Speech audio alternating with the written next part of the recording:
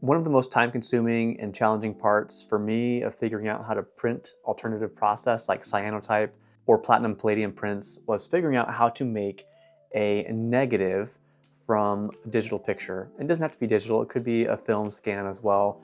So how do you get this from a digital file? So there's a few things that you need. One is obviously some transparency film like this to be able to print on and use that as your negative to put onto whatever chemistry you're going to be printing with.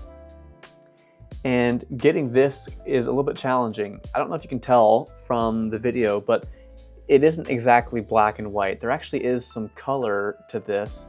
And so there's a few things that you need to understand in order to make something like this. One of the first is that different color inks will block UV light in different ways. So one of the first things that you need to do is figure out what color do you need to make your prints to be able to block the UV light correctly and get the dynamic range that you're looking for and the contrast that you're looking for in a final print. And I have found some really helpful tools to make this process much simpler and easier to figure out, so it kind of eliminates the guesswork. And the first is by going to a website called easydigitalnegatives.com. And this is a great resource by an individual named Peter who put together this website. And one of the great things about this website is that it has some really great free resources that really help.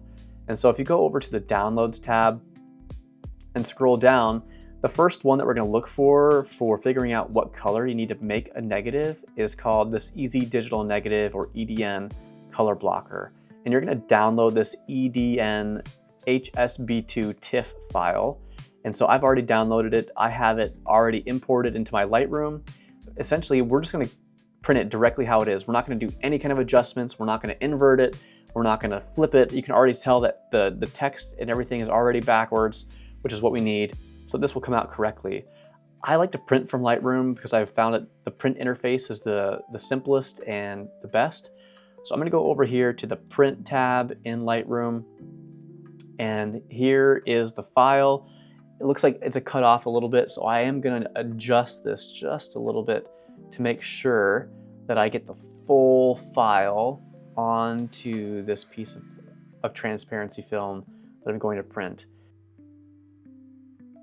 And so what I'm going to do now is go ahead and take out a piece of transparency film, and this is what I've been printing my negatives onto. When you print on transparency film, there is a print side and a non-print side. So you have to be really careful because it really does look the same on both sides to know which one is the side that's going to accept the ink from your printer and which one will not. So this one has a curved edge on one side, so I know which way to go and put it into my printer. I'm gonna go ahead and drop this in. And a special note about printers, you do need to print with an inkjet printer. And there are different types of inkjet inks. And so this one is a pigment-based printer. This is the best for printing on transparency film because it just the way that the ink works and the way that it dries creates a better product. It's higher quality, but you could technically print on any inkjet printer. I would just make sure that you dial up the print quality as high as possible. So I've got that loaded in here. I'm gonna go ahead and push the print button in Lightroom and go ahead and get it to print.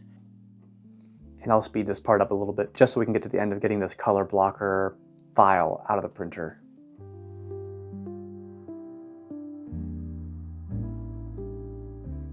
Now that we have our transparency all ready to go with this color blocker, we are going to coat a piece of paper with cyanotype chemistry. That's what we're going to be testing, but you would follow the same process for any type of alternative process that you're following. So if you're going to be doing platinum and palladium, you would do the same steps. One of the things that you do need to know before you do that, though, is what time you need to expose to create the correct exposure. And you would do that by creating a step wedge like this. And I've determined from some previous testing that for this specific piece of paper and with the chemistry that I'm using, that my exposure time is right around 2 minutes and 25 seconds. So we're gonna coat some paper, we're gonna put this on there, expose it for 2 minutes, 25 seconds. We're going to develop it, and then we're going to scan that, and then we're going to analyze it using some software that's freely available on the Easy Digital Negatives website, and that will give us the files and data that we're needing.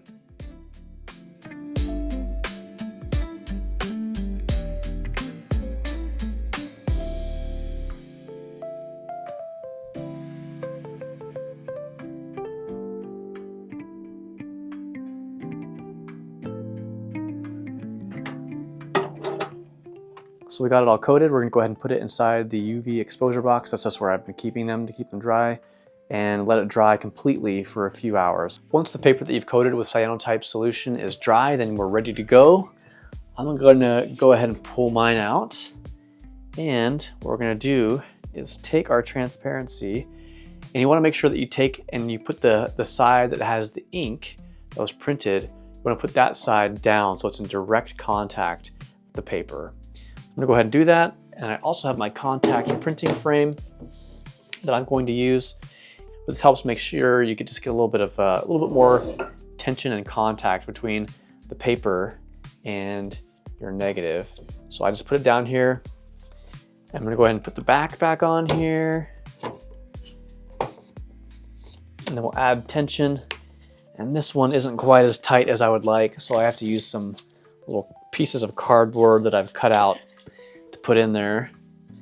We'll go ahead and add those just to make sure that everything is nice and tight inside. And now we're good. So I'm gonna go ahead and take this, put it inside my exposure box.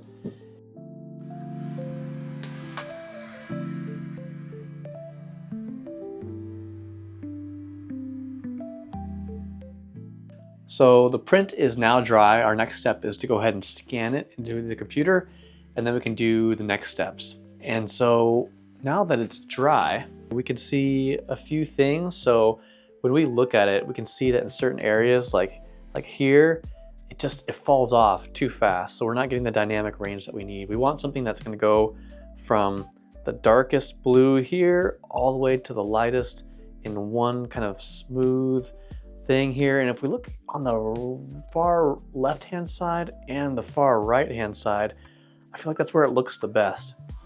So the software that we're gonna run this through is gonna help us determine that for sure, where that fits, and then we'll take a look and it'll give us the best answer and a file that we can then use in Photoshop.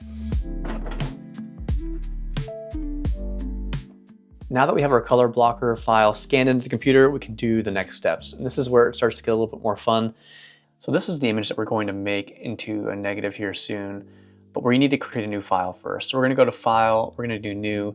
We have to make this a very specific size, and that size is gonna be 2895 pixels wide by 1711 pixels high. We're gonna make this 300 pixels per inch, which is what we want, and we're gonna do 8-bit color, and we're gonna go ahead and create this.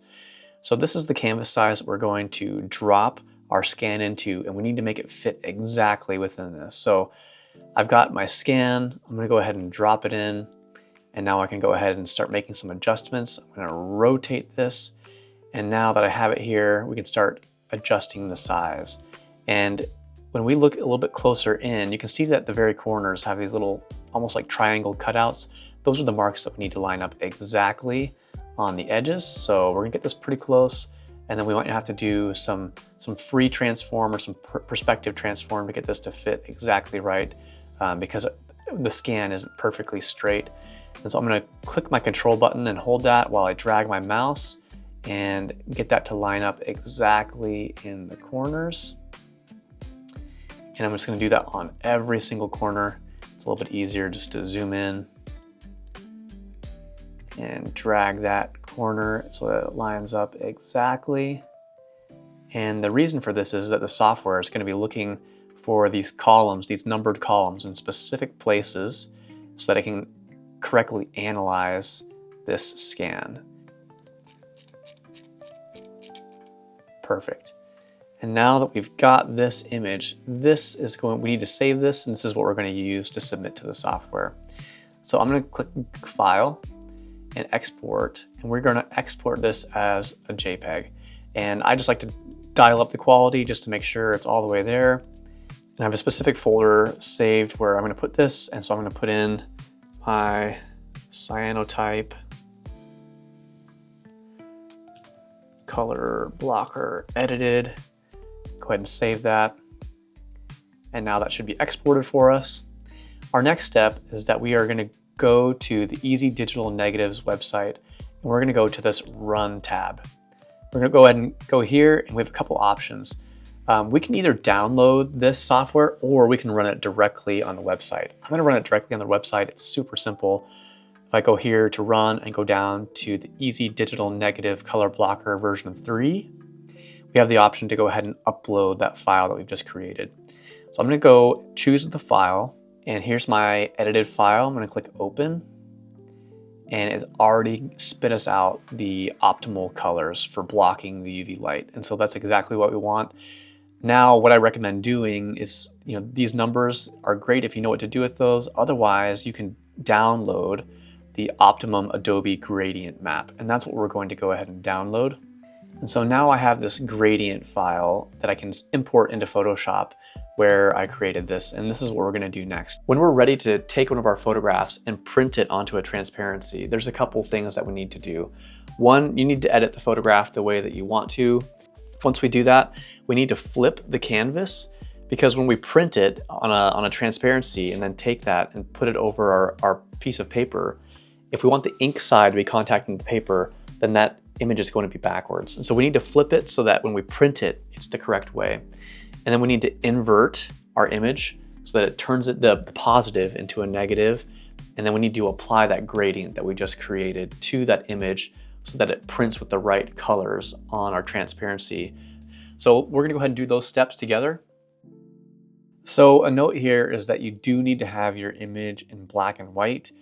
You can see that mine is already in black and white. I'm primarily a black and white photographer, but if your image is in color, you will need to convert it to black and white and make the edits that you want there, because this really will only work with shades of gray. And now what we're going to do is we need to take this and we need to rotate it and flip the canvas horizontal. This way, when we print it out onto our transparency and put the ink side of that transparency in contact with paper, that it will print correctly. Next, we're going to go to Image, Adjustments, and we're going to invert this picture. And so now it looks more like a negative. The last thing that we need to do is that we need to apply that gradient that we just created. In order to do that, we're going to go to Windows and open up Gradients. And here we're going to add in the gradient that we created. So we're going to click this plus button and we're going to import that gradient. So here's the gradient we created. Let's go ahead and click the load button that will bring it in. And so now if we go to the very bottom, we can see this gradient. It's kind of a gradient of blue. And we're going to rename this just so that it's a little bit easier for us to find in the future. I'm going to name this Cyanotype gradient and click OK. And click OK again. And then now we need to apply that gradient. In order to do that, we're going to go to Image, Adjustments, go down to Gradient Map, and click our drop down and scroll to the bottom until we find that Cyanotype gradient, and go ahead and select it and click OK. So this is what our final negative is going to print out as. It looks a little weird, and it is interesting that it's kind of a shade of blue, but that's what the software has calculated gives us the best dynamic range and the best color blocking. And that covers what you need to know to get started with printing a digital negative onto a transparency for cyanotype or platinum palladium or some other alternative process printing. Now, what I covered was really just the basics of what you need to do to get a good quality print, but there are a lot more things you can learn and do to further improve the quality of the results that you get. If that's something that you're interested in learning more about, then I highly recommend continuing to research things on the Easy Digital Negatives website, or also purchase the Easy Digital Negatives book, which is what I did to learn about this process. It is available on Amazon, and I'll have links to all of these things in the description. So I'll have a link to the book, also the Easy Digital Negatives website, and the color blocker, and the other tools that I used to help you get started and leverage these free resources that are available, which are super helpful and just awesome. If you found this video helpful, I hope that you would consider subscribing to this channel and liking this video. I'll continue to post more content around what I'm doing around photography projects, but also some of this alternative process printing as well. And if you have any ideas of future topics to cover or videos that would be helpful for you, go ahead and leave that in the comments below as well. With that, thanks for watching, and I hope to see you on the next one.